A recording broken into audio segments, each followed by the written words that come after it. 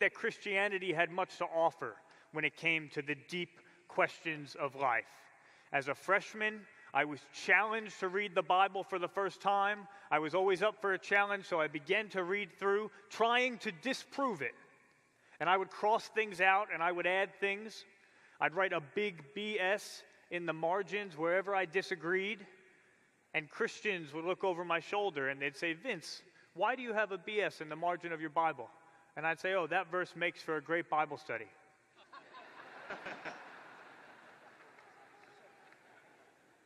That's where I started.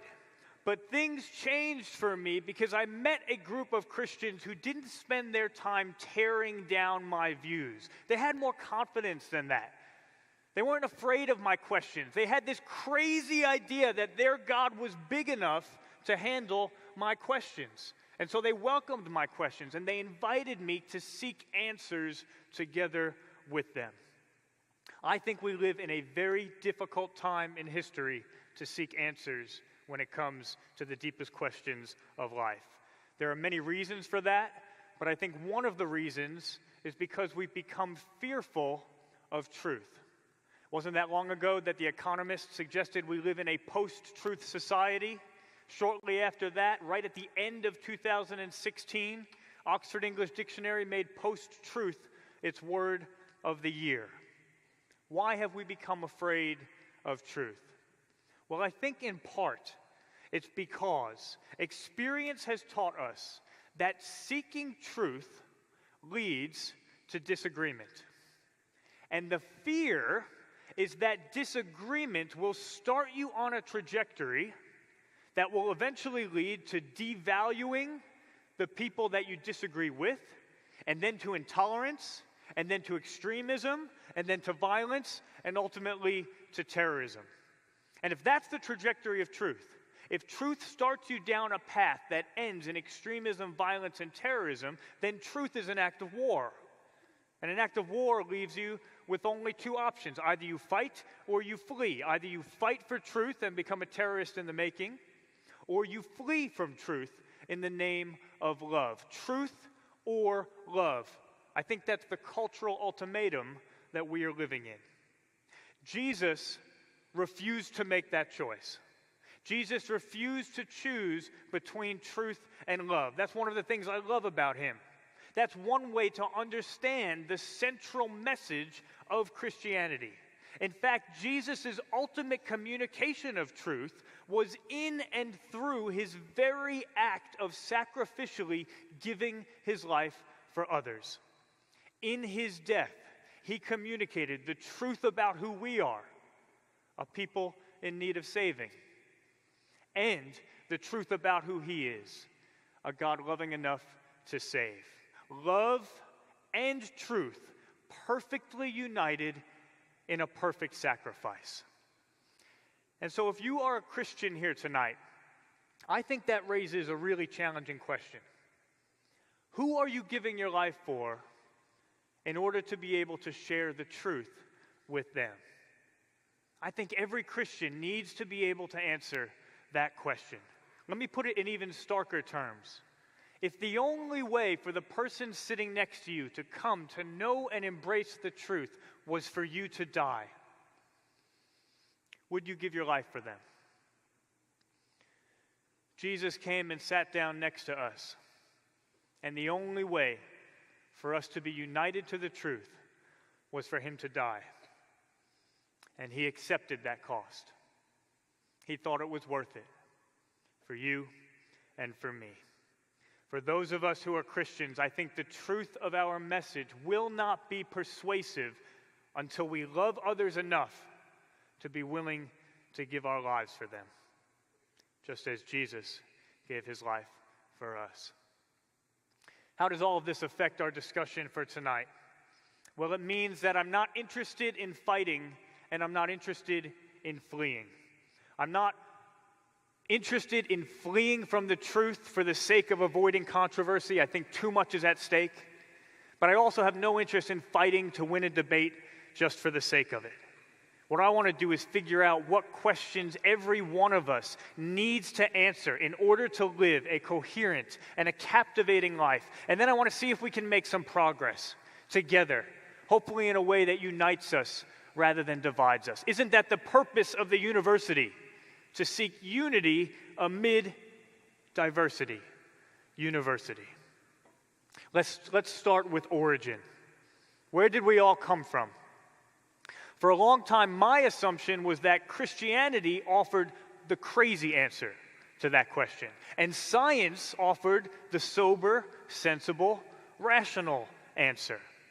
I've changed my mind about this, and here's why. Consider big picture explanations of the universe. How did all of this get here? There are only three primary options. Number one, God made it. Now, I might just put my hand up and say that's a pretty incredible option. But what exactly are the alternatives? Alternative number two, the universe just popped into existence from nothing for no reason whatsoever. Well, this too is a really incredible option. The physical stuff in our everyday lives doesn't generally just pop in and out of existence. If it doesn't now, why should I think that it did at the beginning? Option number three, the universe has always existed, extending infinitely back in time without any explanation.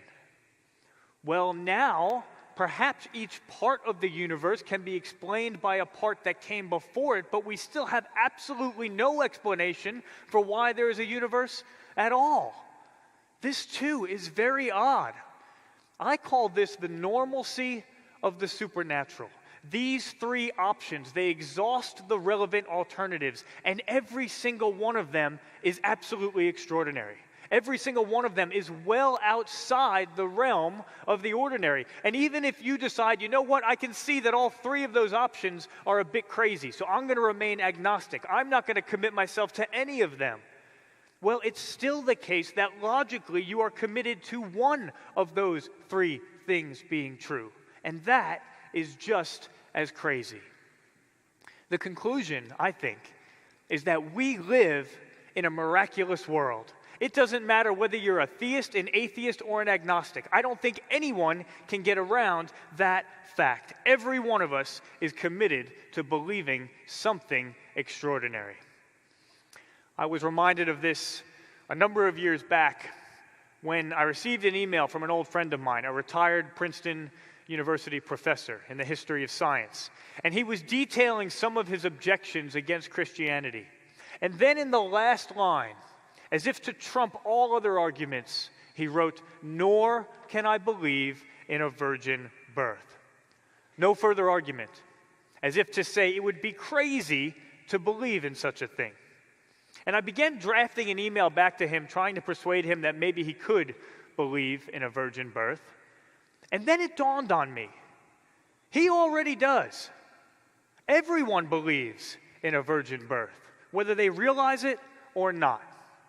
Let me explain. Christians believe that Jesus, as God himself, was born of a virgin, miraculously. Now, admittedly, that is out of the realm of the ordinary. But what exactly is the alternative? Take the brilliant Cambridge physicist Stephen Hawking's attempt to provide an atheistic birth of our universe. He says the universe can and will create itself from nothing.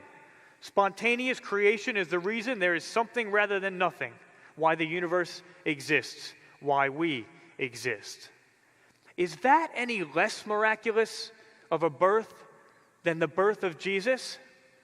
Hawking's proposal looks a lot like a virgin birth to me. Or consider the words of the prominent atheist philosopher Quentin Smith. This is a man with 12 books, over 150 peer-reviewed articles to his name. And here's what he has to say. He says, "The fact of the matter is that the most reasonable belief is that we came from nothing, by nothing, and for nothing. We should acknowledge our foundation in nothingness and feel awe at the marvelous fact that we have a chance to participate briefly in this incredible sunburst that interrupts without reason the reign of non-being." That definitely sounds like a virgin birth. Again, I think we're led to the same conclusion. We live in a miraculous world, and there is no getting around that. It's not a matter of whether we believe in a virgin birth. It's just a matter of which virgin birth we choose to accept. We can believe in the virgin birth of an atheistic universe that is indifferent to us, a place where there is at bottom no design, no purpose, no evil, and no good, nothing but blind, pitiless indifference, as Richard Dawkins has put it.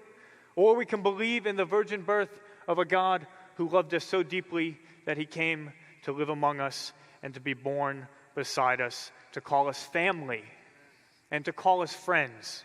The exact opposite of blind, pitiless indifference. Someone who is not blind to anything about you and yet loves you. Someone who is not indifferent to anything about you but cares for you in every single detail. Someone who knows you in absolute full and yet loves you in full. What an incredible gift. Morality. Most of us believe in morality. We believe it's a real thing. We think that some things are good and some things are bad. We think that some things are right and some things are wrong. We believe that every single person should be treated with dignity and respect and fairness. We hold it to be self-evident that all people were created equal. At the foundation of the morality that we believe in and that we're grasping for is the belief that all people are equally valuable. But then that raises a question. For all people to be equally valuable, there has to be something which is equally true of every single person. What is it? What is the thing that is equally true of every single one of us and that cannot change and that therefore can ground the equal value of every single person, which is at the foundation of any plausible morality? It is surprisingly difficult to answer that question because all of our natural endowments are distributed along a spectrum. Some people are less intelligent than others, less happy, less wealthy, and less healthy. Some people are less useful for society, less good-looking, less capable of passing on their genes. And all of these things, they all change over time. So what is equally true of every single one of us and completely unchanging? Only one thing: the love of God. And not just any God.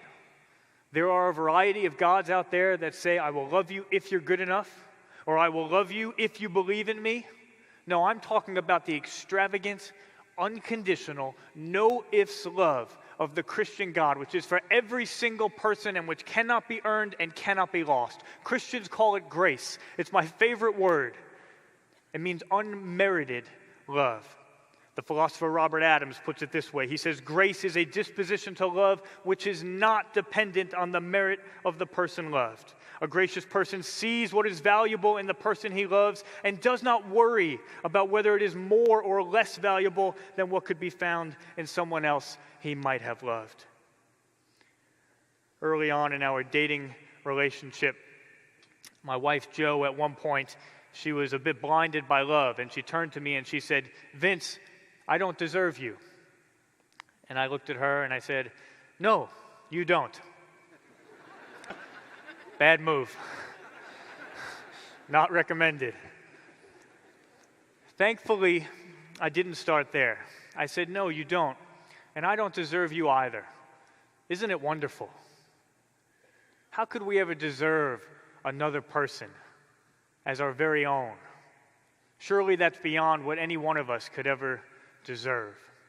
Love at its best is not about what we earn or merit or deserve. It's about grace. And I like that type of love. It's the type of love that means you don't always need to be looking over your shoulder or around the corner wondering if someone more worthy of love than you is going to come along. It's a love that's secure, and therefore it's a love that you can stop competing for and just enjoy. I wonder what the honest answer of your heart is to that question. Do you compete for love, or do you enjoy it? What if before the foundation of the world, God loved every single one of us with grace, with love that is a gift, with love that cannot be lost, with love that is exactly the same on your best day and on your very worst day, with the love of a parent staring down on a newborn child. That child can't do anything to earn the parent's love, and yet the love could not be more extravagant. The question, why do you love your child? It doesn't even make sense to the parent. What do you mean, why do I love my child? That's my child. I created him. He's in my image. He has my nose. The love of a parent who sees a son far off on the horizon, a son who took the family's money and went off and spent it on everything you're not supposed to spend it on, a son who did everything wrong, and yet the father sees that son while he's still far off, and he just takes off running like an embarrassing fool, and he runs to the son, and he throws himself on his son, and he kisses him, and he hugs him, and he gives him his robe, he gives him the family ring, he gives him sandals on his feet, and he yells back to the family and says, kill the best animal, we're throwing the biggest party you've ever seen, because this son of mine was lost, and now he's found. This is love that's not supposed to be earned. This is a love that is simply supposed to be returned. What if God loves us like that? That you are loved by God is the one and only thing about you that could never change. That is why it gives you your identity. And that is why it is the only truth that can found the equal value of every single person, which is at the foundation of any plausible morality. Meaning. A while back, I was on a university campus in Chicago, and on the way into the event, we had these whiteboards with different questions, and one of our questions was, what is the meaning of life? And across the top, we had different options: personal success, to find love, no meaning, to pass on your genes, to have power and influence, to achieve your goals. And students would confidently walk up to this board, and they would take the marker, and then they would stand there, and they would stare at it, sometimes for minutes on end, just paralyzed. Many of them had no idea how to answer that question. And I could hear the Holocaust survivor Viktor Frankl in my head. People have enough to live by, but nothing to live for. They have the means, but no meaning. People have enough to live by, but nothing to live for. They have the means, but no meaning. What is the meaning of life? What does it mean for something to have meaning? Does this collection of letters have meaning?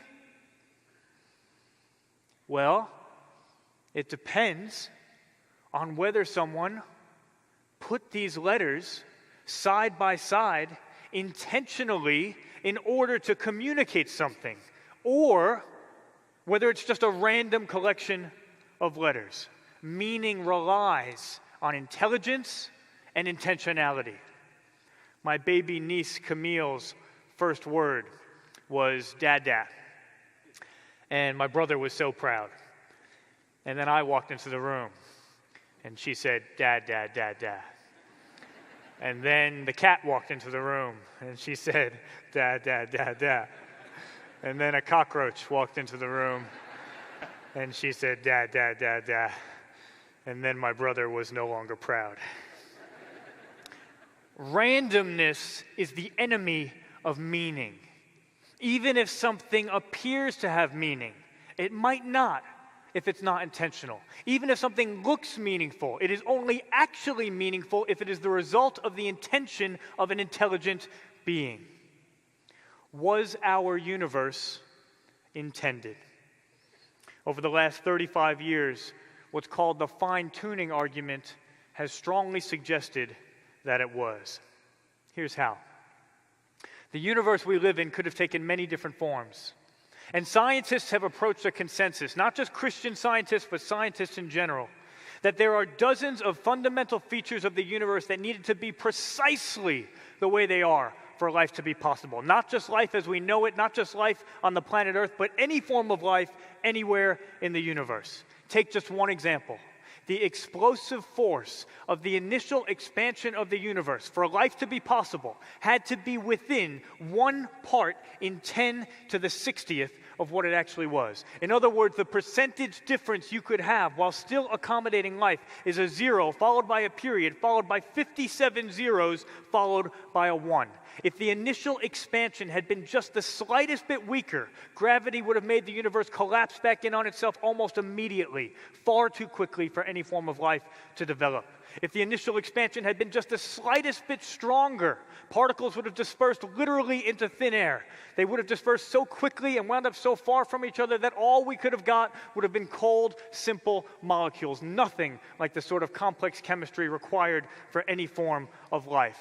Sir Roger Penrose, emeritus professor at Oxford, one of the world's leading mathematical physicists, he estimates that the overall difference you could have is 1 part in 10 raised to the power of 10, raised in turn again to the power of 123.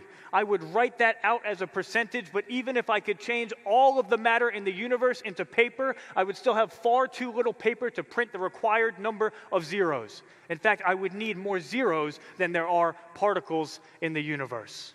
Sir Fred Hoyle, the late Cambridge astronomer, one of the 20th century's most significant scientific thinkers, he compared the random emergence of even the simplest cell to a tornado blowing through a junkyard and just happening by chance to produce a perfect Boeing 747 airplane. These are the sorts of odds we're talking about. What explains this incredible precision in the universe? Imagine that by this point in the talk, you are unbearably bored. Hard to imagine. I know. You're unbearably bored, and so you break out a deck of cards. You start playing poker with the person sitting next to you. And in the first 12 rounds, they get 12 straight royal flushes. What should you think? How dare you insult your neighbor like that? Yes, of course, they're cheating. Why? Because even if the person sitting next to you is a very honest person, it's so incredibly unlikely to get 12 straight royal flushes just by chance that someone must be messing with the cards. Even if you thought there was only a 1% chance that the person sitting next to you would cheat, if you saw them get dozens upon dozens upon dozens of royal flushes, one after another, you would have no choice but to conclude that someone was carefully arranging the cards. Scientists tell us this is exactly what's going on in our universe. One royal flush after another. Could it be that the evidence warrants the same conclusion? Someone got their hands on the cards and carefully arranged the system. Someone designed the universe. The Bible says that you are a word, not just a random collection of genetic letters. More than that, it actually says that you're a poem. It uses the Greek word poema. That word is used for only 2 things in the Bible, to describe the natural world and then to describe you and me. Are you a random collection of genetic letters, or are you a poem that was intentionally and carefully crafted by God himself? Are you a sestina? That is the question behind the question of the meaning of life. Destiny. Where are we headed? Are we headed anywhere? I saw a commercial a while back. It depicted a baby being born. And then, over the next 30 seconds, it fast-forwarded through the entirety of this child's life while the baby was flying through the air. So the baby was born, and then as it was flying through the air, it was getting older and older and became an adolescent, and then an adult, and then an old man, and then became hunched over in gray, and at the end of the commercial, crashed down into a grave, dead. And then the screen went black, and words appeared across the screen. And they said, "Life is short. Play more Xbox." And it was really funny. And it was also devastating. I laughed, and then I reflected on it. And I thought to myself, really? Is that the best we've got? My cousin Charles died a few years ago. He went to dinner with my Aunt Regina. He started choking on a piece of chicken. A minute later, he stopped breathing, and that was it. Play more Xbox? Really? Is that the best we have to offer my Aunt Regina in the face of that loss? Life is short, and it lacks meaning, and it's headed nowhere, so just nothing you could do about it? Just try to distract yourself and not think about it and spend more time on Facebook and Xbox? Is that really the best that we have? I stand amid the roar of a surf-tormented shore, and I hold within my hand grains of the golden sand. How few, yet how they creep through my fingers to the deep, while I weep, while I weep. Oh God, can I not grasp them with a tighter clasp? Oh God, can I not save one from the pitiless wave? Is all that we see or seem but a dream within a dream? A dream within a dream. Edgar Allan Poe. What is our destiny? Will our dreams amount to anything, or will they all be swept away? For one of my birthdays when I was a little kid, I must have been about 8, I asked my dad to build me some steps up this massive tree that we had in the backyard. And I made a deal with him that every year on my birthday, we could add a few steps to the tree. And I thought it was so cool. I can remember thinking that many years from then, I'd be able to climb up hundreds of feet and look out over the entire neighborhood. When I was a child, I had these extraordinary dreams for the things I would do, for the person I would become. I had this great sense of destiny. Nothing seemed out of reach. What were your dreams for your life when you were a child? What were they 10 years ago? How about 5 years ago? What are they today? And how have they changed? Many people start out with extraordinary dreams, but by the time they are adults, they have ceased to dream like children. The harsh realities and disappointments of life chip away and chip away and chip away at childhood idealism until all that's left is adult cynicism. Albert Camus likened life to the myth of Sisyphus, condemned to roll a large stone up a hill over and over. He would roll that stone up the hill and it would roll back down. And then he would roll that stone up the hill again only to watch it roll back down once more. He worked so hard and never got anywhere. Camus called it never-ending defeat. Maybe some of us can relate. Life is short, and it lacks meaning, and it's headed nowhere. So just play more Xbox. Jesus Christ offers a better hope. About 2 years ago, I had a student named Ariel. She was diagnosed with a rare medical condition that meant her brain was prone to bleeding more than others. And she was told that she would probably have only a couple years left to live. And shortly after that, she told me that she found herself looking in the mirror, and she was testing the limited mobility she had on her right side. And the questions that popped into her mind were, is this the healthiest I'm ever going to be? Is this the strongest I'm ever going to be? Is this the prettiest I'm ever going to be?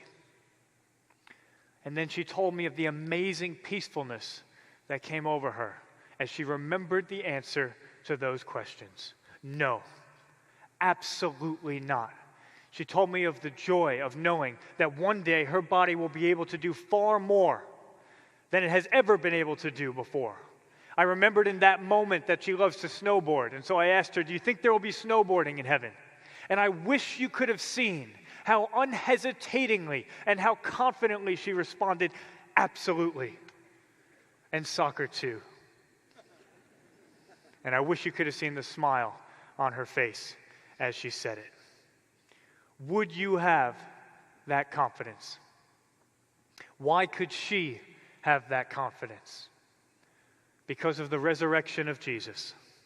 If the resurrection is true, then what that means for you is that if it comes to a point in your life where it seems like there is no hope, if it comes to a point in your life where it seems like even death is inevitable and there's no way to escape it, well, death is not the end. There's more. There's hope, no matter what. The words of our dear friend, Nabil Qureshi, who we lost last year to cancer, but who we will see again sometime soon. Jesus has promised that we will see him in a place where there will be no more death or mourning or crying or pain, because Jesus himself will literally, physically wipe away every tear. Jesus has promised that we will live together in his Father's house, a house that has many rooms. When Nabil and I lived in Oxford together, he lived in my same apartment building, 2 floors down. And as I was preparing this talk, I found myself wondering and smiling at the thought that maybe someday soon, Nabil will again live just 2 floors below. That is how real and concrete and tangible the hope of Jesus is. Origin, meaning, morality, destiny. Where did we come from? Where are we headed? What is the purpose of life? How should we live? Do we have answers? Or are we pretending our way through life? Are we from nothing, by nothing, and for nothing? Or are we from someone, by someone, and for someone? Is the center of reality impersonal, or is it personal? Is it random, or is it relational? Christianity offers answers to the deepest questions of life. One last critical question. Can we trust the one who is giving the answers?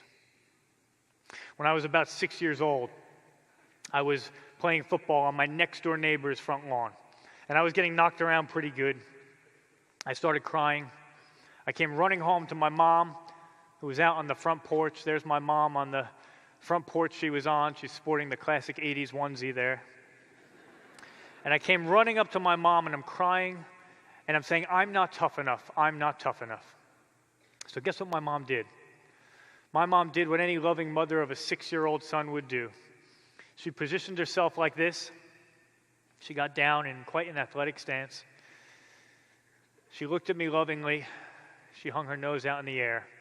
And then she said, punch me in the nose. You are tough enough. Punch me in the nose. And I know what you're thinking. Crazy Italians. Guess this was the start of my boxing career. And indeed, she was crazy, but she persisted. She said, punch me in the nose, punch me in the nose. And I don't know what sort of psychological state I must have been in, but finally I did. I reared back and I gave my mom a straight right hand to the nose. And to my astonishment and to hers, blood actually began to come out of my mom's nose and down her face. You're learning a lot about my family. Then came one of the most gorgeous images I have ever seen. Through the blood came the most dazzling, radiant, joyful smile. And my mom said, now get back out there. And my mom sent me back out into that game, and she went inside to get cleaned up. You might not know what to make of that story. Understandably so. What a bizarre thing for my mom to do. What an unthinkable, messy, bloody thing to do. But also, what an extravagant display of love. My mom chose to bring me into this world. And she knew there would be challenges. She knew there would be confusion. She knew there would be suffering. But she was trustworthy. She was someone I trusted above all.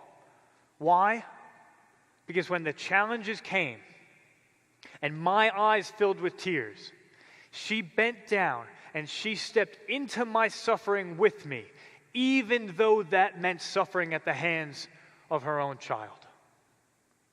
And that is a picture of Jesus on the cross, where God did something unthinkable and messy and bloody, where God stepped down into our chaos and into our brokenness and into our confusion, even though that meant suffering at the hands of those he had created. We all need answers to the most fundamental questions of life, and we need them from someone we can trust. The person who can be trusted most is the person who is willing to suffer with you, the person who is willing to shed blood for you, the person who is willing to give their life for you. Only one God has given his life for you. Only one God came and sat down beside you, and when he had to choose to save his life or yours, he chose you.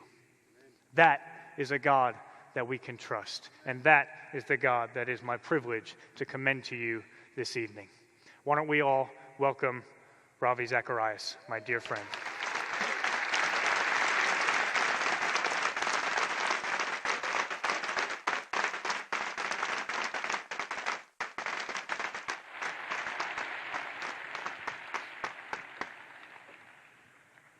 The older I get, the more I wish I could just sit down and enjoy the speakers. After all these years, I think I've done my bit. Last time I was here was 1997. So that was, 21 years ago.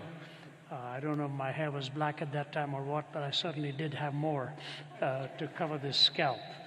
An honor to be here. We were in Egypt and Jordan over the last 2 weeks. Just landed a couple of days ago after finishing meetings in Amman and in Cairo. It was a fascinating time to be in the Middle East in the light of all that is really going on out there. So landed a couple of days ago, gave my wife a hug and said hello to the family, packed the bags and arrived here. And just for the record, I'm very grateful for all the accolades that were given to me, but I've been to 70, not 700 countries. I'm sure you figured that out. It is important for us to keep this sure, because I can guarantee you tomorrow morning we'll get a call in the office, somebody saying, is Ravi telling everybody he's been to 700 countries? I've had people write and ask me if Ravi Zacharias is really my name, or did I make it up? When I retire someday, I'm going to read all the mail that we get, all the accolades and all the brickbats and everything hurled, and it'll balance out at the end. Some years ago, I was traveling on a flight, and I was just putting my bags down, about to sit down, and a man across on the other aisle called me by my name and waved one of my books at me, said he was planning to read it on the plane. I felt pretty good about it. About 30 minutes later, I got up to go to the restroom, and I looked in his direction, and he was sound asleep with the book sitting across his chest. So I consoled myself by the fact that at least it was a cure for insomnia. But there's nothing like raising you up and then flattening you immediately after. What an honor to be here, especially in the alma mater of my good friend Tim Tebow, who has left his tracks out here.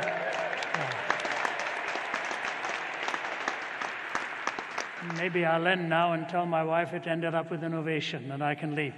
But Tim Tebow is a good friend of mine indeed, and we do stay in touch. And I thought I'd mention the connection in case, looking at me, you could see the same build that he and I have. A friend of mine used to tell me at college that my muscles are like gold, hard to find. Now that was just a joke, but my wife was serious one day. My wife's from Canada. They have a very subtle sense of humor in Canada. So I was giving her a nice big hug, and after I gave her a hug, she felt my arms, and she said, I want to tell you something. You really have the arms of a thinking man. Talk about a body slam, you know.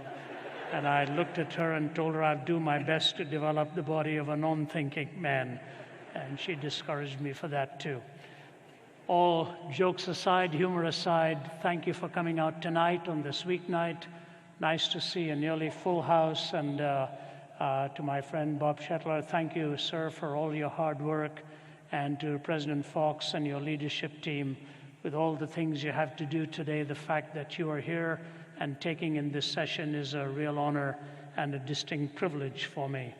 Even though I've done this now for nearly half a century, it's always a nerve-wracking experience. You never feel any more at ease.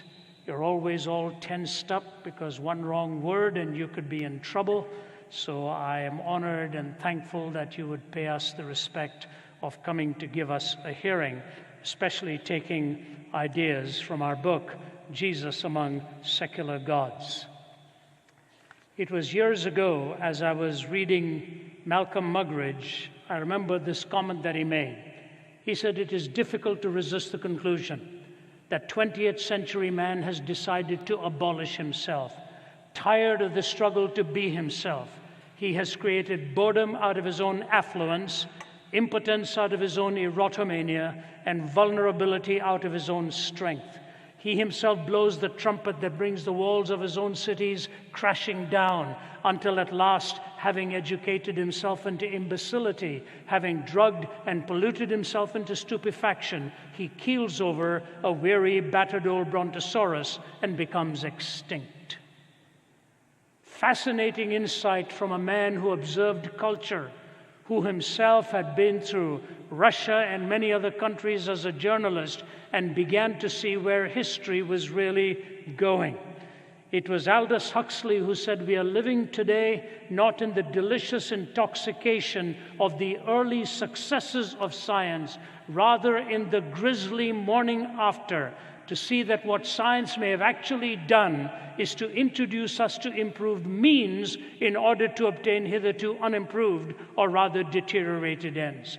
What all this knowledge may have actually done is to introduce us to improved means to obtain deteriorated ends." My education and life has not been anywhere near as formal as I would like it to have been. I wish I had been to more institutions and studied under some of the finest minds, but most of my education has come from sitting across a dining table and listening to people within the framework of their own culture, talking about the struggles and the vicissitudes of history that they have had to encounter and the pain and the agony through which many of these civilizations have emerged. When you go to a nation like Lebanon today, where 1/3 of its people in this country, once upon a time called the Pearl of the Middle East, when you sit down after a meal, what you're listening to is questions like this: what do we do with over 1 million refugees from Syria?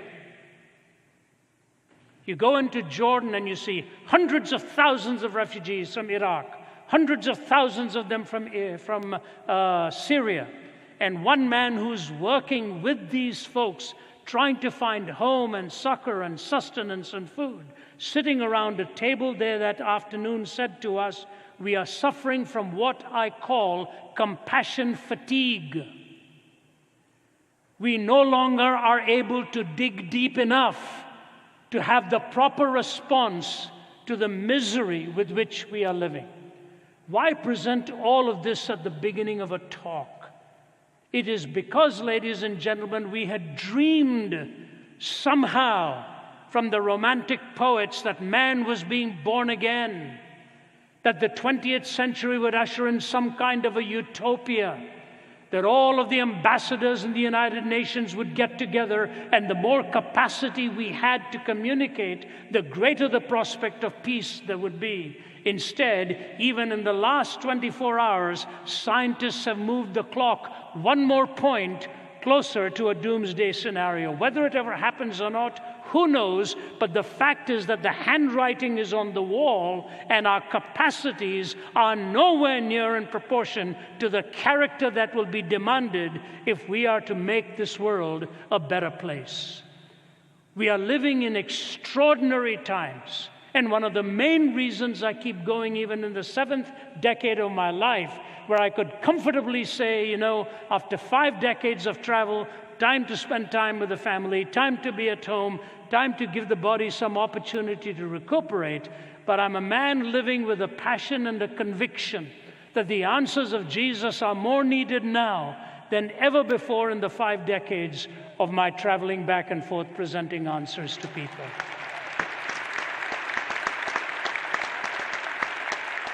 Just today I heard from a man in Egypt and one from Jordan. Ravi, we miss you here. Please come back. I'm just one, you are many. And the Lord raises up more and more with the positive answers that we can give. What are the questions? How do we deal with the struggles such as now? And I'm so grateful to be teaming up with my colleague Vince. He's been such an inspiration to me, much more qualified than I am really to be addressing these issues. And as I team up with these younger minds, my hope grows steadily. And as I see you here, you wouldn't be here, most of you at least would not be here, if you didn't have at least an iota of interest in listening to what the answers are amongst the secular gods that now dominate the landscape. We are looking for at least one thing: coherence, within and without, something that will put our lives together on the inside so that we don't live with this dissonance and disconnect within our own thinking. And hopefully in the diversity of people and cultures and ethnicities, we can learn to live peaceably with each other. Starting in the 1970s, Daniel Yankelevich, the social theorist, said this: culture is an effort to provide a coherent set of answers to the existential situations that confront all human beings in the passage of their lives. Culture is an effort to provide a coherent set of answers to the existential situations that confront all human beings in the passage of their lives. But a genuine cultural revolution then is one that makes a decisive break with the shared meanings of the past, particularly those which relate to the deepest questions of the purpose and nature of human life. We are looking for shared meanings of the past, but a cultural revolution takes place when we break away from those shared meanings and somehow try to find some common ground, looking for coherence in the existential questions. But as we look at this horizontally, what has happened vertically has dramatic ramifications. Somebody wrote this: first, dentistry was painless. Then bicycles were chainless, and carriages were horseless, and many laws enforceless. Next, cookery was fireless, telegraphy was wireless, cigars were nicotineless, and coffee caffeineless. Soon oranges were seedless, the putting green was weedless, the college boy was hatless, the proper diet fatless. New motor roads are dustless, the latest steel is rustless, our tennis courts are swordless, our new religion godless.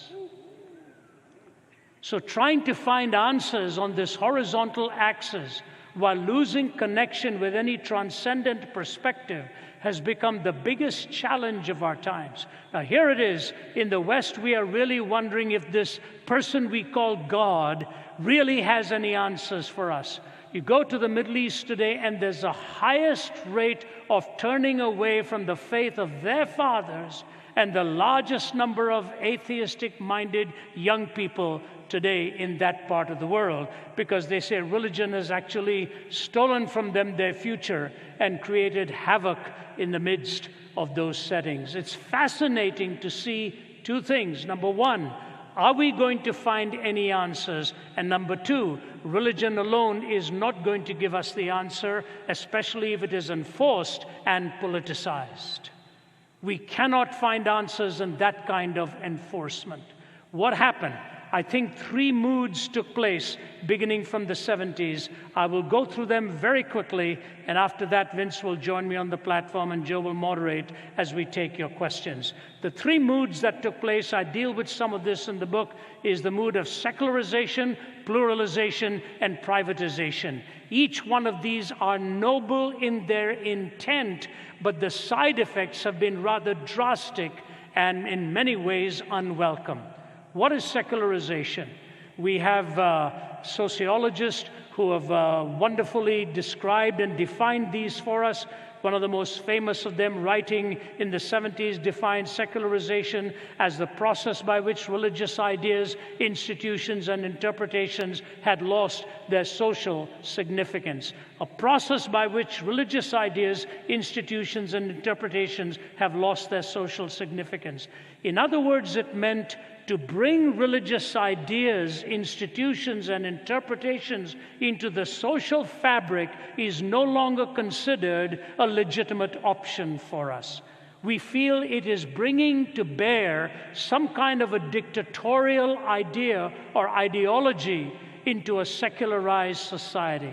Now, let me say this right from the beginning. I believe the process of secularization and secularism is the logical need for any government by which to manage a diversity of cultures. You institutionalize religion or you politicize religion, and both politics and religion lose their way. That's certainly half of the truth. But having said that, there's an implicit danger in that blanket statement. If you look at what religion did to politics in Germany, in France, in Russia, in the Middle East, and yes, even in my homeland of India, you see it has created more tensions and more distinctions between the people, those who do not want to abide by the mainline thinking of whatever is proposed. But if you take ethics away, you take a supervening moral reasoning away, what answers do we find then in having explanatory power for what is right, what is wrong, what is good, and what is bad? Let me explain this to you in very drastic terms. A few weeks ago, we were in Iraq. We were mainly in Kurdistan, but also went into Mosul. The devastation that has been created at the hands of ISIS are beyond description. Houses shattered, thousands murdered, subdivisions looking vacant, glass littering every home, and lives completely broken. As we were driving, we couldn't do that today. Some of them have made their way back. But I remember as on the last day, we were taken for lunch by a young Iraqi man, very solidly built. He took 3 of us out for lunch, and we were enjoying those shawarma sandwiches across there, that table, and he told us his story. He said, "Here's my story." He said, "I was a killer. I was a brutal killer. One of my brothers was murdered by the enemy ranks, and I had decided I was going to level the score one at a time. And so I was taking the lives of people, and I went into one room with a gun, shot a man dead in cold blood, put a bullet into his head as he was lying in his bed there to avenge the killing of my brother. Unknown to me, his 4-year-old son was lying next to him.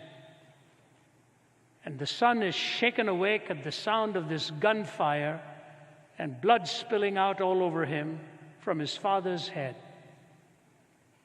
And this little boy sits up and looks at this man, the killer, and says to him, 'Where's my dad? What's happened to my father?' And he said, 'I just looked at him and he was holding my hand. What's happened to my father?' I pushed that hand away and looked down at him and said, 'Your dad's in paradise. He's in heaven.' And walked away. And he said, 'I left that room and sat amidst the pile of garbage cans, sobbing my heart out, crying uncontrollably and thinking to myself, what am I doing with my life? What am I doing to humanity?' It's a tragic story, but let me ask you this. What would be possibly worse than that feeling? To go out and have another meal somewhere and celebrate another killing and not have any twinge of guilt or regret or remorse. So here's my question to you. What is the ontic referent? What is the objective reality that we can point to that legitimizes the sacredness of life? Every life. What is that same reality that ought to work within your conscience and mine when we have done something so wrong that we are willing to sit in a garbage heap and weep and say, what am I doing to myself? What am I doing to humanity? You see, guilt is a legitimate thrust of the conscience when something is awry, when something is broken, when something is not right. What has secularization got to give to us as an ontic referent by which all of humanity can be bound? I can think of only one way and two ideas. When Jesus was asked to give the greatest commandment, he could have stopped at one. Moses gave 613. David reduced it to 15. Isaiah reduced it to 11. Micah reduced it to 3, to do justice and love mercy and walk humbly before your God. That was good. Jesus didn't reduce it to 1. He could have. Could have very easily stopped out of the first and said to love the Lord your God with all your heart and all your mind and all your soul and all your strength.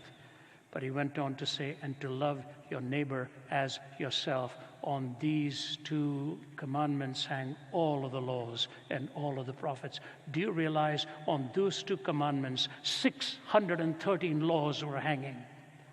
That the vertical and the horizontal are inextricably bound. I have no right to violate your life. I have no right to draw your blood. Jesus paid you the greatest compliment when he said you were created in God's image, and that means a moral reasoning capacity and the right to self-determination. No other worldview will give you this. And so secularization leads you to a point of not finding that ontic referent for why you are intrinsically valuable, or finding the imperative why I am commanded to love you, even if I disagree with you. You know, so many things happen in our lives about which I'm not allowed to say anything, because we meet under circumstances that are very precarious sometimes, very precarious. But my mind goes back to just one conversation in one country, and I'll keep it minimal. We were sitting across a table from a man whose ideology has wreaked havoc in this world. And 2 of my colleagues are sitting next to me talking. And his biggest challenge was this: he could not differentiate between a person and his or her belief. They were so interwoven, he said, that violence was the logical outcome. If you disagree with a person's idea, you are free to do away with them.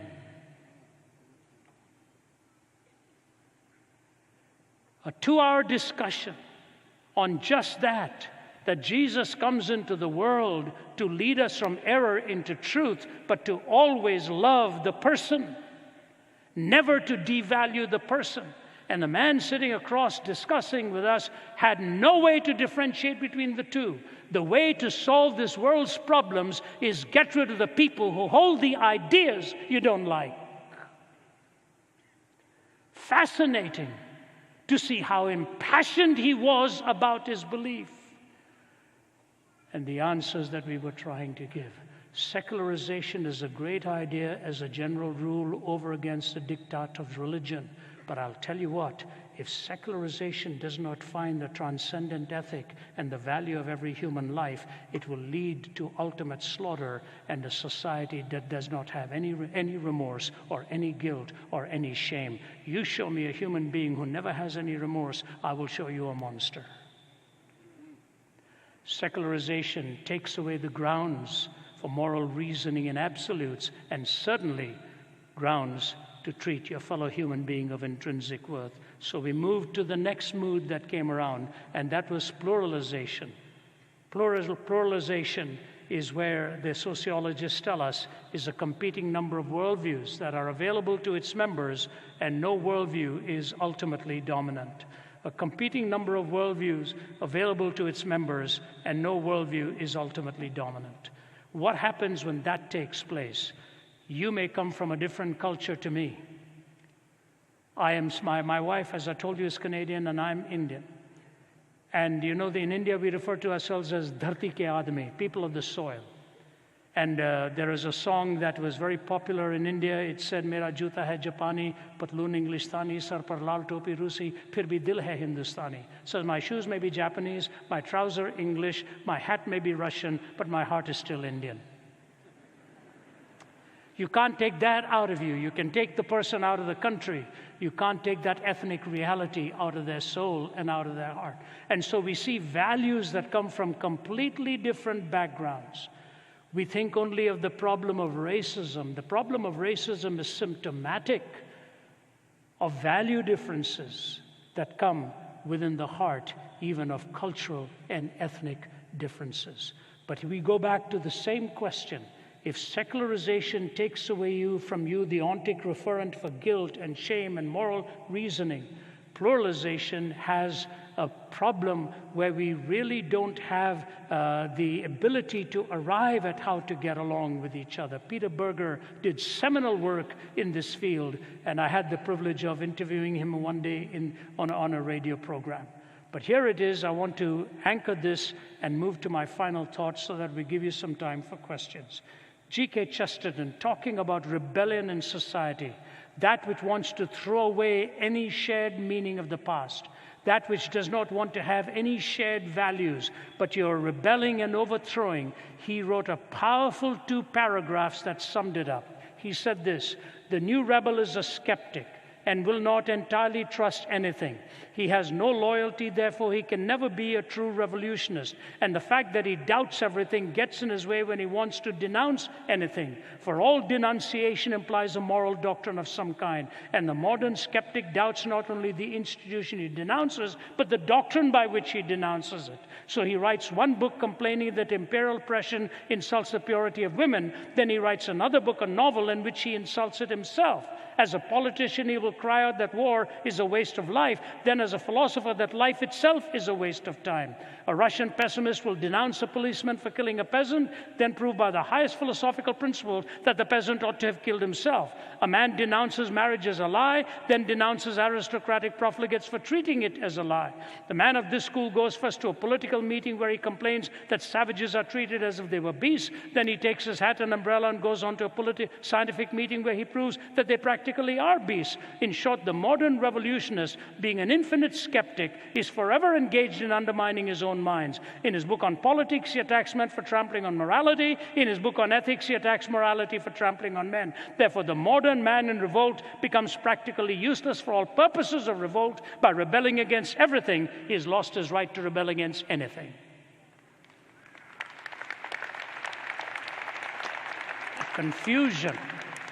The confusion that comes. And that's what's really happened in Hollywood today, hasn't it?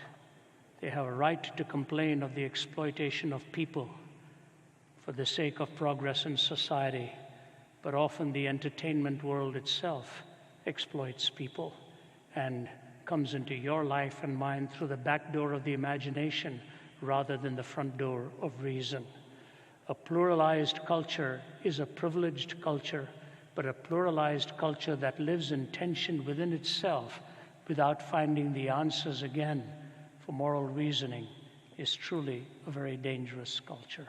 And so we end up living with systemic and systematic contradiction. Notice these moods, as Peter Berger would say, are good things. Secularization, pluralization. But secularization can lead to no shame when there's no transcendent ethic. Pluralization moves into tension points where we try to learn how to even get along with each other, and we find out it is nowhere near as easy. It is not so much a question of race as it is a question of values. The values that we hold shape what you and I are. Values come out of convictions. Foods and colors come out of opinions. You can change your opinion with time, but you cannot change your conviction without changing who you are. And so pluralization has a wonderful privilege of living together with other people. But what is the worldview that is going to be dominant if we in the West are to survive. I remember when I arrived in Canada, I was 20 years old, and it was 1966, and I was living in Toronto, Canada at that time, and watching culture on a change. I was a new follower of Jesus Christ from having tried to take my own life at 17 to the new meaning and purpose he gave. I was working in the hotel industry. That's what I was preparing for in a career in the future, the hospitality world. And I would leave the hotel at about 2 in the morning, and I would see things happening there night after night, late hours, and I'd say to myself, I hope I never take on the habits that I'm watching take place. I hope I never lead such a reckless life in what I see happening. And it was a shock to my system to find out how many customers sitting by the bar room at 11 or 11:30 at night would start talking about how lonely and desperate their living really was. How desperate they were in trying to find hope and meaning. See, secularization breaks down shame. Pluralization breaks down reason. It leads me to my final thought. So what are we told in the West? Privatization. As Peter Berger reminds us again, that your religious life, your religious convictions, your spiritual convictions should be kept in private and never brought into the public sphere. And that's exactly where life breaks down and life becomes empty and meaningless, when your values are to be told you must keep them in private, but don't bring them into the public arena. We are living this fragmented, disjointed existence. And so I want to close with one particular thing here and tell you what is the greatest struggle that we really have. The greatest struggle we have in life, if I understand you as a typical university student, and that I have, is in the search for meaning. Where are we going to find meaning in life? We have to start off by giving a definition. Who are we? Viktor Frankl says this in one of his books: if we present man with a concept of man which is not true, we may well corrupt him when we present him as an automaton of reflexes, as a mind machine, as a bundle of instincts, as a pawn of drives and reactions, as a mere product of heredity and environment. We feed the nihilism to which modern man is prone. I became acquainted with the last stage of corruption in my second concentration camp of Auschwitz. The gas chambers of Auschwitz were the ultimate consequence of the theory that man is nothing but the product of heredity and environment, or as the Nazi liked to say, of blood and soil. I'm absolutely convinced that the gas chambers of Auschwitz, Treblinka, and Majdanek are ultimately prepared not in some Ministry of Defense in Berlin, but rather at the desks and in the lecture halls of nihilistic scientists and philosophers. It was not prepared in the defense ministry, what happened in the Holocaust. It came from the desks of faculty and professors of nihilistic scientists and philosophers. Powerful statement. And so as I so respectfully look at your faculty, bumped into one of them on a flight last night while I was flying in, came and greeted me and welcomed me and said, "So glad you're coming to our campus." Faculty members have a huge responsibility in our time, training young minds like yours to tell you who you really are, because of the desks and philosophies can be given to young minds that show them they have value and intrinsic worth. Think of what is really going to be the difference that will make. Let me give you one illustration, give you a last quote and illustration, I'll be done. In 92, I was, I think it was 92, three visits, but one of them was in what is the former Soviet Union now. What was the former Soviet Union, and now and all to the balkanized state that we have. A general by the name of Kirshen invited me to speak there. After all these years, I made connection with him in the last month, and he sent me a beautiful letter inviting me to come back and visit. While I was speaking at the military academy there that he invited me to speak at, they were all atheists as professors, all of them, and their questions were pointed, poignant, harsh, tough. My wife on one side, my colleague on the other side. One of the things I shared with them shook them And the professor and the general and I talked about it again as I went over the story with him.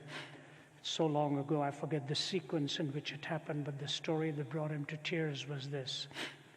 They were trying to defend all of their ideology and all of their philosophy, and I was talking about how atheism ultimately will kill values in a nation. And I told them of Joseph Stalin, how he viewed people. A foreign dignitary had come to visit him and looked at him and said, "How long do you plan to keep torturing your people and think they will follow you?" Stalin never answered the question. He called the waiter and asked him to bring a live chicken to him. Stalin took that chicken, clutched that chicken, and started to defeather that bird. While it was struggling to break free from him, he was denuding it.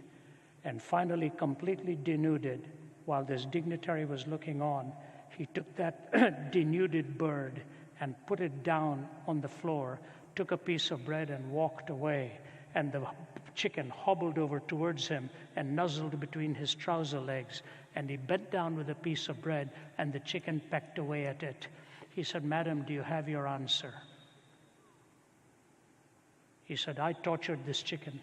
It will follow me for food the rest of its life.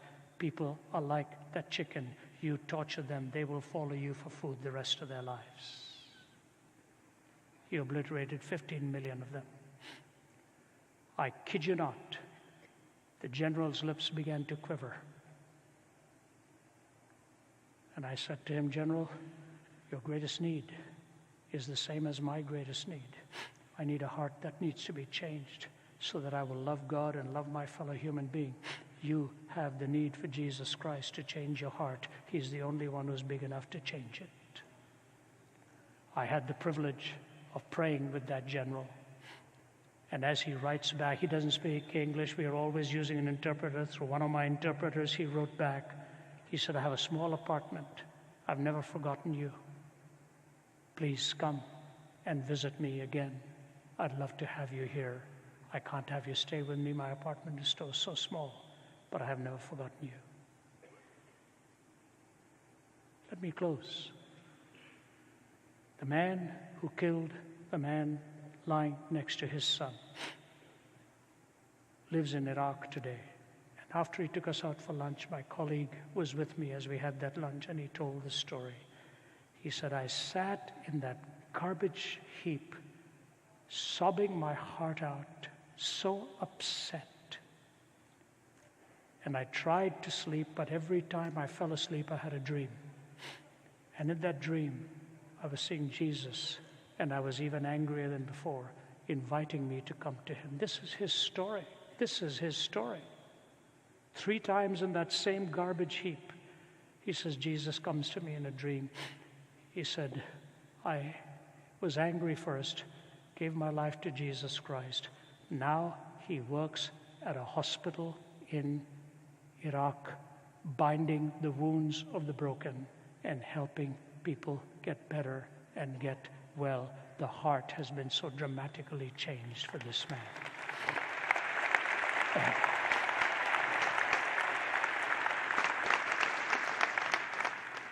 Moving from an ordinary killer to a philosopher like Anthony Flew. When I was studying in the 80s, Flew was the big atheist. You had to read everything Anthony Flew wrote. And as he comes to the tail end of his life, he starts a search for God again. And what does he say? 2 things. 2 things. The moral reasoning we need was not explainable in his naturalistic framework, number 1. Number 2, he said, if Jesus really rose again from the dead, if I could be convinced of that, that would be the point of reference to transform my own thinking. And he referred to N.T. Wright's book in the Resurrection. He said, C.S. Lewis, with his moral argument, and N.T. Wright writing on the resurrection are the 2 arguments I'm so struggling with and trying desperately to come to terms with. Ladies and gentlemen, that is your struggle and mine too. How do we separate good from evil? How do we know whether we live beyond these 70 years and 10? Those 2 are the hinges.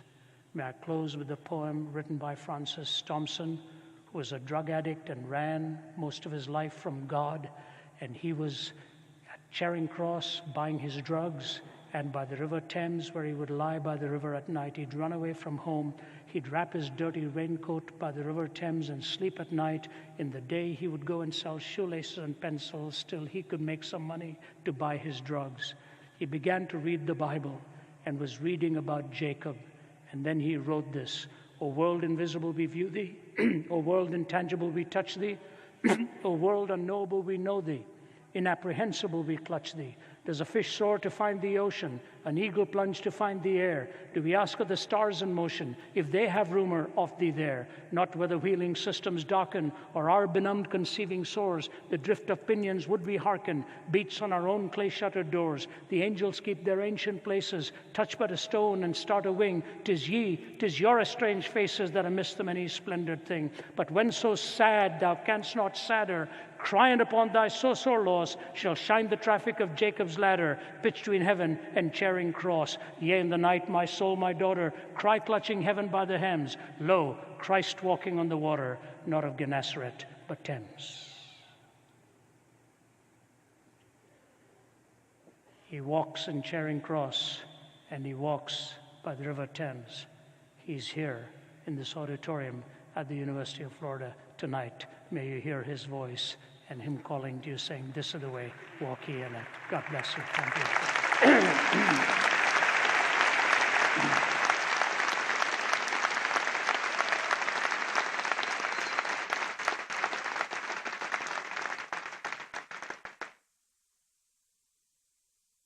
Thank you so much, Ravi.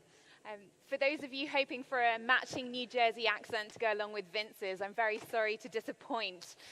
There are a lot of people here who are hungry for answers, and we've had so many questions coming in. So we will be moving into a time of Q&A now, which is great because it means I can finally take my revenge on Vince for all the ways that he publicly embarrasses me. And just to clarify, when Vince said that once we got married, he took up golf for my sake, what he actually meant was that he took up surfing, and typically in shark-infested waters. But if you'd like to submit a question, you can do so online by going to pigeonhole.at if you haven't already, and then keying in our event passcode, which is UF18. That's UF18. And just a reminder to please keep your questions clear, concise, and relevant to tonight's discussion. And also a reminder that we will be prioritizing questions from the perspective of seekers and skeptics.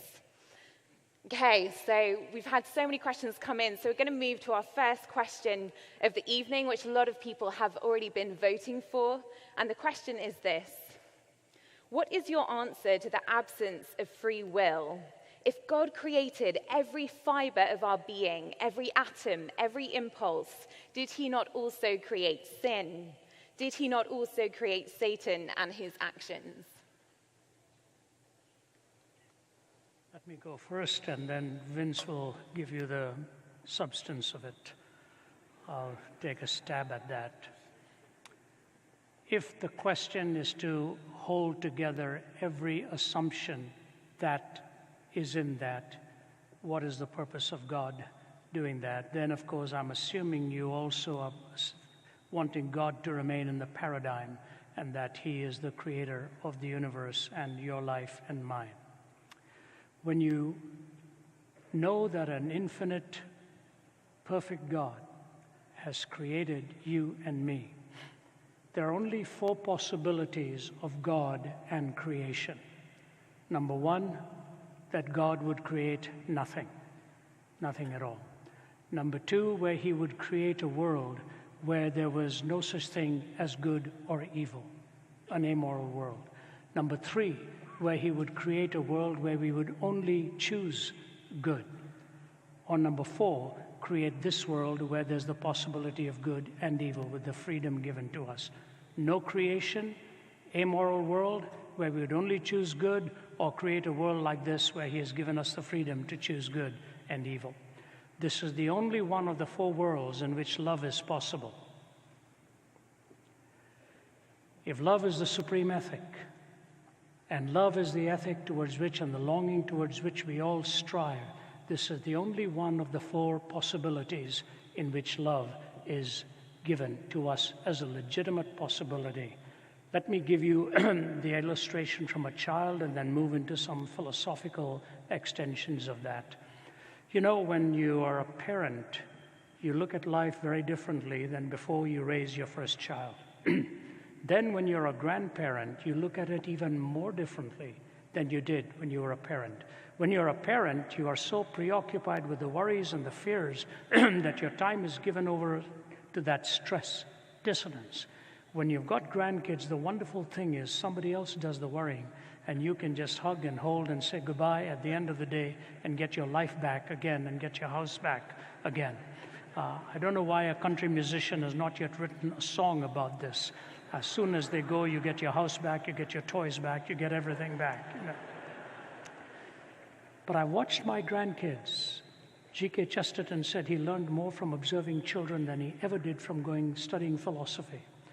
My 3.5-year-old grandson, Jude, who is now 6, he's a guy with an amazing vocabulary. I don't know where he gets it from, but he's got it. He's the guy who dangles his feet at the table and looks across the table and says to you, Papa, well, he's 6 now, so he was about 5, when he looked at me and he said, Papa, what is the meaning of sophomoric? Who's teaching this guy? Where is he getting all of this from? So when he's 3.5, he's a wee little tyke. Sweet little boy, precious little guy. And his mother had lost her car keys, and she's looking all over the place and can't find it. She pauses, our daughter Naomi, slaps her forehead and says, I must be losing my mind.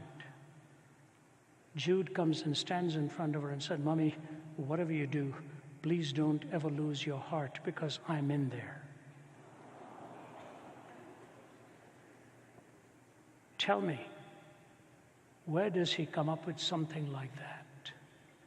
The longing to look at his mother and say to her, don't ever lose your heart, I'm in there. Love is the craving of the human heart to belong in the sacredness of trust and a relationship. And that is what you long for and I long for. God, in giving us freedom, gave us the greatest possible gift we could ever have, with the greatest possible vulnerability at the same time. And once you know him and follow him and love him and enjoy his love, you will realize that for the sake of love and for the sake of that relationship with you, he gives you that freedom. And there are only 2 kinds of destinies that you have. You can bend your knee to God, said C.S. Lewis, and say to him, your will be done. Or you refuse to bend that knee to him and he says to you, your will be done. If you really wish to enjoy the freedom of what this gift is all about for creativity and all, then this is the world that gives you the possibility of love and the beauty of the sacredness of a relationship. The more you get to know him, the less you ask the other question, because you know in his wisdom he has an explanation that in time and in eternity will be ultimately revealed. Let me give you one illustration and turn it over to Vince. You take your 2-year-old to a doctor for an injection, and the doctor is about to jab that needle, and the 2-year-old starts screaming and sits at the back of the car, and on the way back says, I don't understand my mother. She brought me here for him to jab this in my arm. Not only that, I saw her paying him for doing that to me. And then comes a few years that go by, and there's a disease stalking the land, and that little one has grown up and said, if my mother hadn't done that, I would be a victim for what exactly is plaguing the country now. Time is a necessary component for understanding the big picture. I have no doubt God gives us the big picture when we say, I now get it. That is my brief answer to you. Thank you.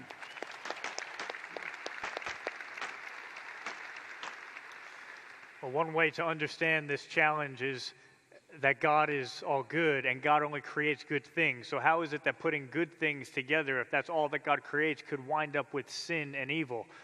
Let me just quickly give you a more trivial example, but one that I find helpful in understanding this, and then a more serious illustration from my life.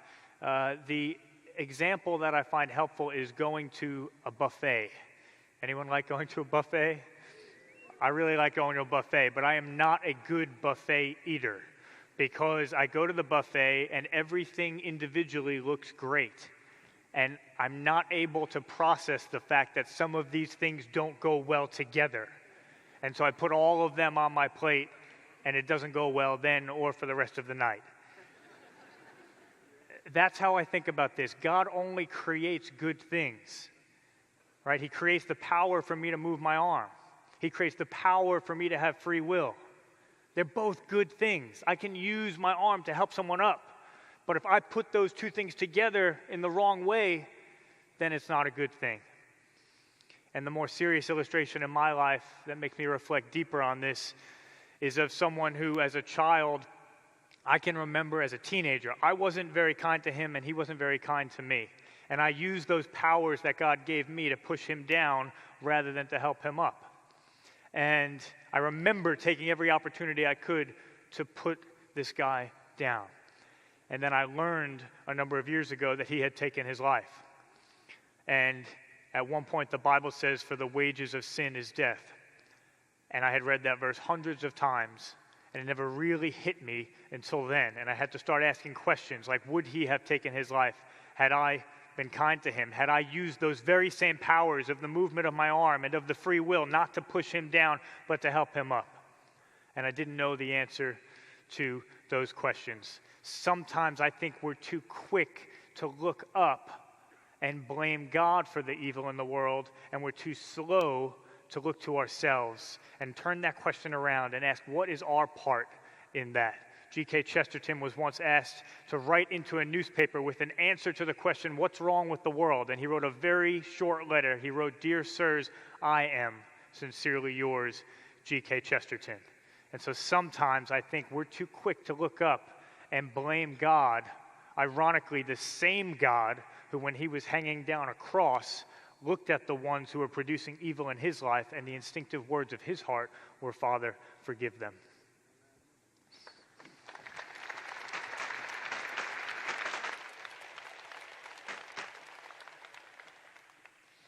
Thank you. We've had a lot of questions coming in about hell, so it would be great if you could answer this one for us. If God is just, then why give the eternal punishment of hell for temporal sin?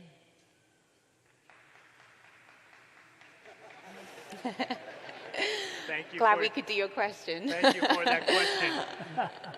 It's a really, really good one, and not just the question about hell, but that idea of eternal punishment for temporal sin. I see that distinction in your question, and it makes it a harder question, and I appreciate that. Let me start off, if it's all right, because I can continue on from what I was saying. I think sometimes we vastly underestimate our sin and its consequences in this life. You know, sometimes when I try to explain the idea of sin to people, they want to say to me, well, really, you're exaggerating. You're not too bad. It's not like you've killed anyone. Well, I just told you that story of the guy from my childhood who went on to commit suicide. So if you ask me that question, have I killed anyone, that's actually a much more difficult question for me to answer than you might think it is. And then what are the consequences of the way I use my free will in his life, him taking his life? What did that do in the context of his family? What will that do in the context of the future generations to come? It's sobering to think about that. You know, sometimes I can look back on my life as a teenager right now and say, man, I thought at the time that was no big deal, but the reality was that was truly terrible. Well, any progress I have made in life, it's about that much. Imagine how far along this path God would be. Imagine if the standard is not someone you see on the 6 o'clock news who has done something worse than you so you can feel better about yourself. What if the standard is a perfectly holy God? A perfectly holy God who loves each one of us. What would our sin look like from his perspective? And the multiplying and the exponential effects of that sin. Maybe Jesus gives us an idea in some of his statements that lust would look like adultery, that unjust anger would look like murder. So temporal sin, eternal punishment, when I think about the reality of my sin, I don't see the gap the way you might initially presume that it is there. But now let's talk just briefly about this idea of hell itself. How are we to understand this idea? I think one of the best ways to understand it is in a relational framework. Jesus invites us into relationship with himself. A relationship can only be entered into if both people say yes to that relationship. If we are not willing to say yes to that relationship, then there's nothing that Jesus can do on his side. Sometimes people say, why is Jesus the only way to heaven? And I answer, well, because Jesus is heaven. That's what heaven is. Why is Jesus the only way to eternal life? Well, because Jesus is eternal life. Flourishing relationship with the God who created you and desires to be in friendship and relationship with you more than anything.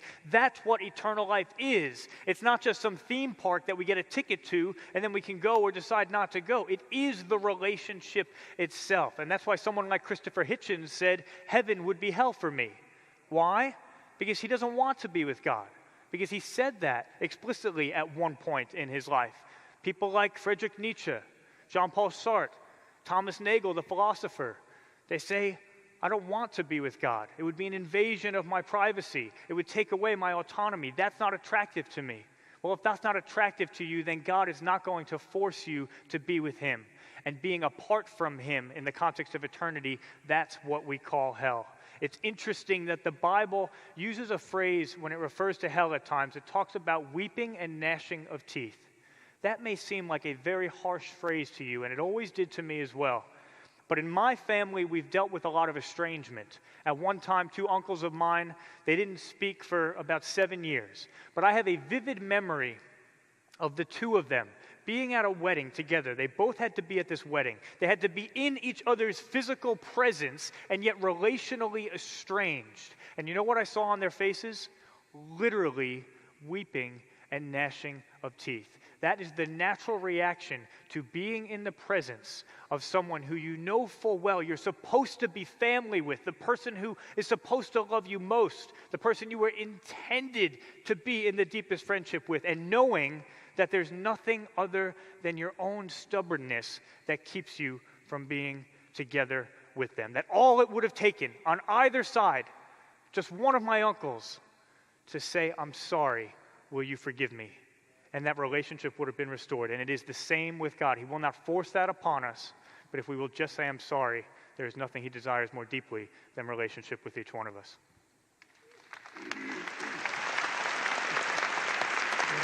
Well done. You know, it's fascinating when we're asked questions like this, we ask them of ourselves too. We often think of these questions and struggle with it. When you read the story of the younger son going out and squandering all the father's wealth and returning, there are always surprises in Jesus' stories. In fact, many of you may know the name of Nabil Qureshi, who passed away, my colleague. He and I were in the process of co-authoring a book.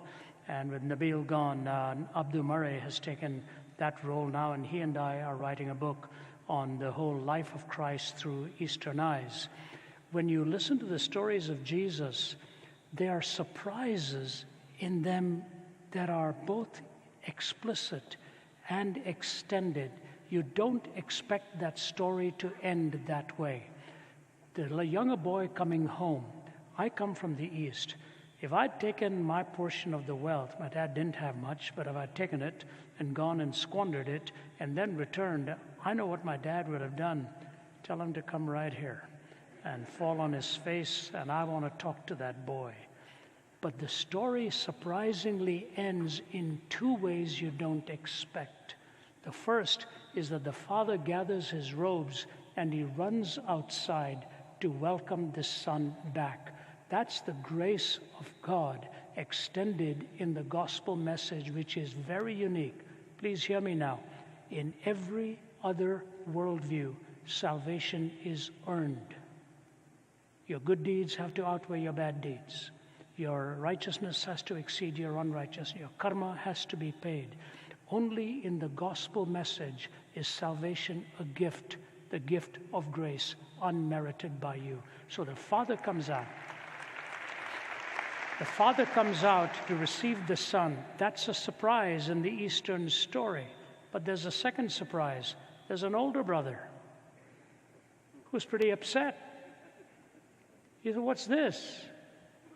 I've been here all along, and he's the boy who's getting the party. What do I need to do? You see, he's the one who had never enjoyed the love of the Father, even though he lived under the same roof. He never got to break free from his own selfishness to enjoy the love of the Father. I say to you, to somebody who doesn't want God, even heaven would be hell for that person. Goodness would be an angering thing to the individual. All I can tell you is this: if any man comes unto me, Jesus says, I will in no wise cast him out. You have the opportunity to come to him. If you desire not to be with him, he will second your motion, and that is a choice you make for time and eternity. There's a younger boy who repents. There's an older boy who's in the house but never really enjoys being with the dad. You and I can fall into one of those two categories.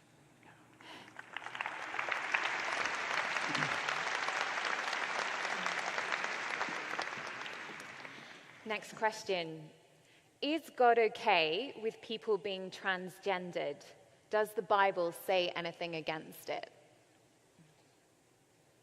See it up there? Is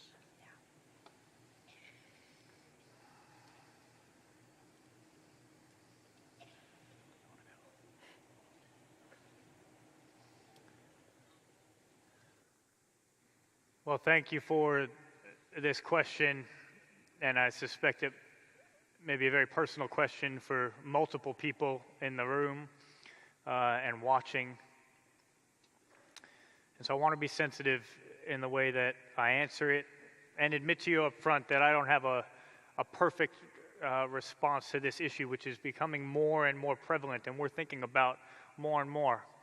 But let me offer a couple of thoughts. One, I want to affirm this feeling of a gap between who we feel ourselves to be and what ultimately we're intended to be, or the way that we are now and the way we feel that we ought to be.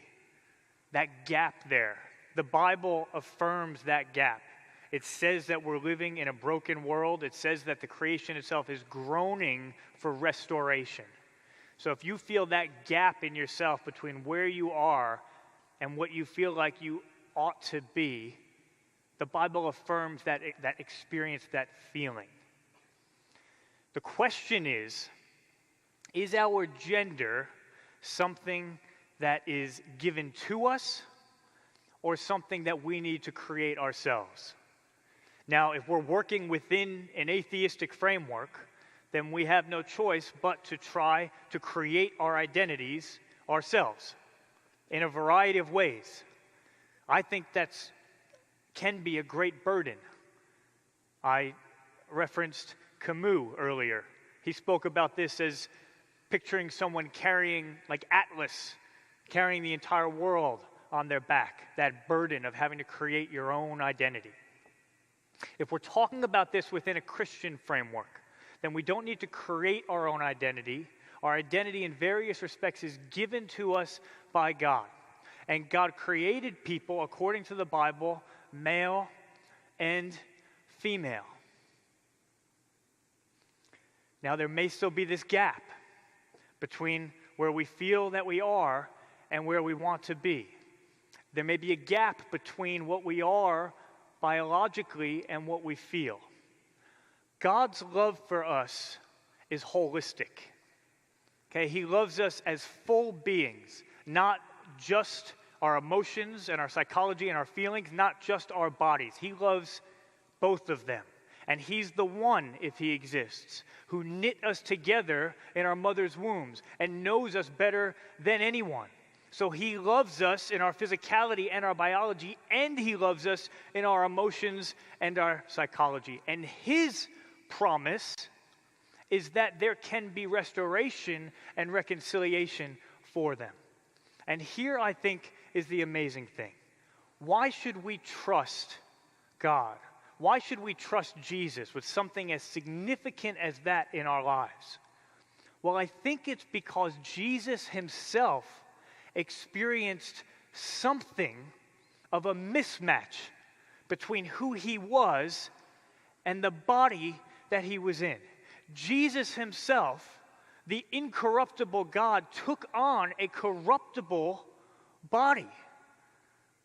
And there was a mismatch there in some sense. And yet, because he was God himself, he was able to die and then rise again with a redeemed body that was fully restored and fully reconciled. And so why, if you are going through this yourself and you're dealing with it personally and you're saying, this is really, really tough, and what the Christian faith asks of me is really tough because it's asking me to trust that there can be this reconciliation, this restoration of two things that seem to be part of me, and I don't see how that can happen. Well, the question is there a God big enough and loving enough who can do that? Did that God actually reveal himself in history? And did he reveal himself in history in a way that shows us that he understands exactly what you're going through? Because he took on a body that didn't feel right. But he was able to go through that and rise with a redeemed body. And because he knows exactly what it is that you're going through, that's why, if that's true, you can trust him with your gender, with both your physicality and with your emotions, and you can trust that he is leading all of this towards a time where there'll be no more mourning or death or crying or pain. And we forget sometimes what a thin slice of time it is that we live in right now and how much different things could be one day. But what if it is the case that one day it is like waking up from a dream? And that is how much more real and rich and substantive and true our lives will be then, and the wholeness we will experience then will be compared to what we experience now. I think that's a beautiful hope and promise that Jesus offers, and he offers it to anyone who's struggling with this issue.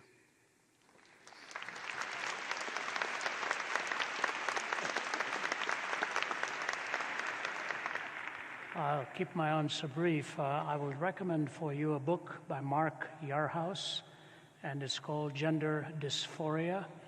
And Mark, in his book, gives us basically the three models with which you respond to such a very difficult question. He calls it the integrity framework, where one may come down upon a person and say, you know, you've got the choice between A and B, and you retain that integrity.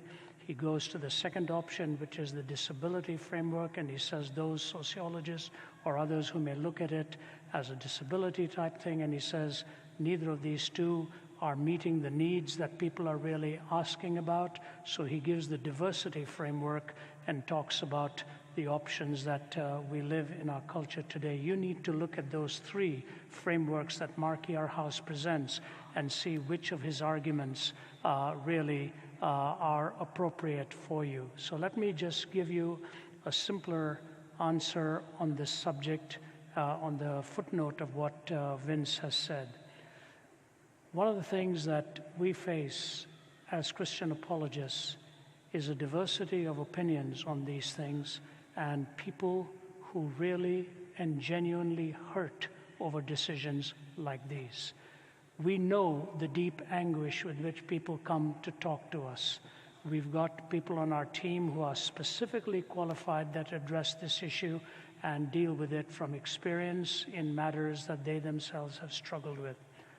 You know, there's a fascinating passage in the Old Testament where Naaman is suffering from a certain disease, and he comes to see Elisha, and Elisha prays over him and heals him. Naaman the Syrian is shocked that this prophet of Israel has laid his hands on him and made him well. He asks an incredible question and receives an even more incredible answer. Naaman looks at Elisha and he says, I have a question for you. I know who your God is, and I know this is the God I now worship. When I go back home and work for my master, he takes me to the temple, and in that temple he leans on my arm and asks me to bow down with him by the pressure he puts on my arm for me to kneel to. Elisha, what should I do? I knew that question was very sensitive because it comes from my culture in the same way. You're asked to celebrate a festival that is not in keeping with what your own faith is, but many times you're asked by friends, would you like to come to the temple and just celebrate this festival with me? Elisha looks at Naaman and says, go, and God will be with you and will guide you. Elisha doesn't play God for him. Elisha says, go, and God will be with you, and God will guide you. So I just give you one little answer in this. Please ask a question about yourself, not what you are, but who you are. That's the first question. Who am I, Lord? Not what am I, who am I? And once you gain your identity in Him, all other identities can be defined for you as well. He will tell you who you are. And I will just tell you, ask God the question as you read His Word, and He will guide you. I will not play God in your life. You lean on Him, He will guide you.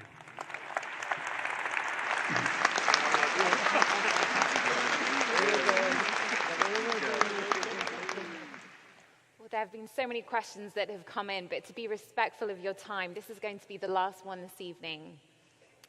Why do I have to accept someone who died for me if I don't want to?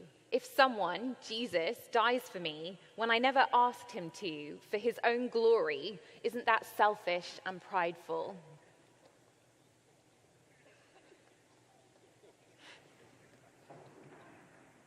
Think carefully. Who's the one who's wrestling with pride here?